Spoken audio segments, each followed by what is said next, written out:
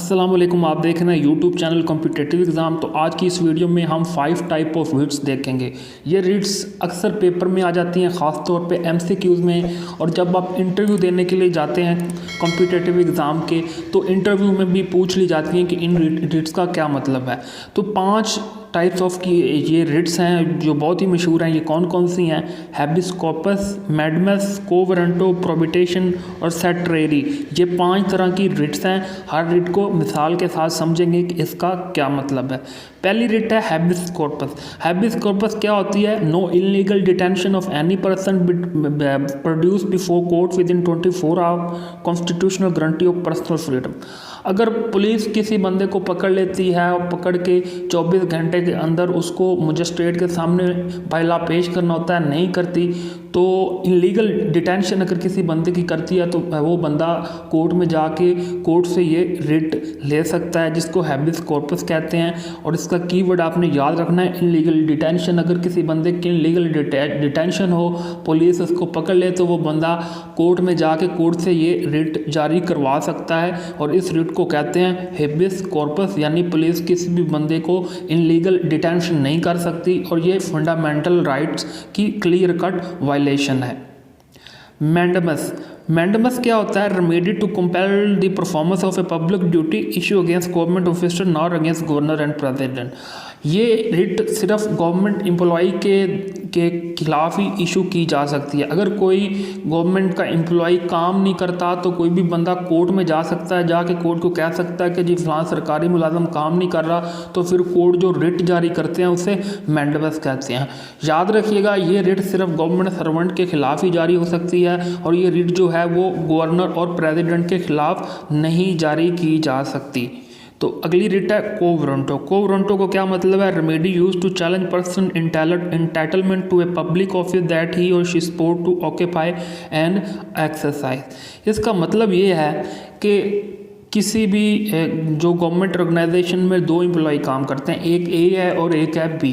Promotion B की बनती है, लेकिन जो उसके ऊपर उसका हायर ऑफिसर बैठा हुआ है वो ए को प्रमोशन दे देता है, बनती बी की है, तो बी कोर्ट में जाके कोर्ट से ये रिट जारी करवा सकता है। को वारंटो इसका नाम है कि जो मेरी प्रमोशन बनती थी मुझे क्यों नहीं दी गई।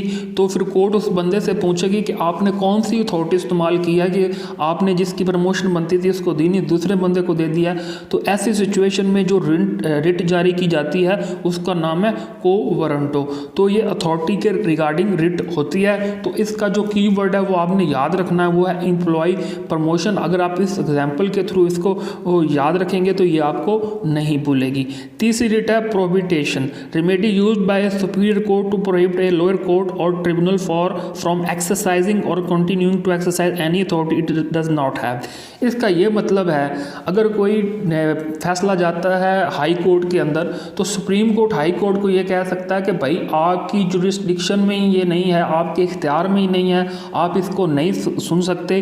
तो ऐसी जो writ higher court lower court को जारी करती है, ऐसी रिट को कहते हैं प्रोहिबिटेशन, कि लोअर कोर्ट को कोई राइट नहीं है ये मामला सुनने का या इस पर कोई डिसीजन देने का, तो इसको कहते हैं प्रोहिबिटेशन।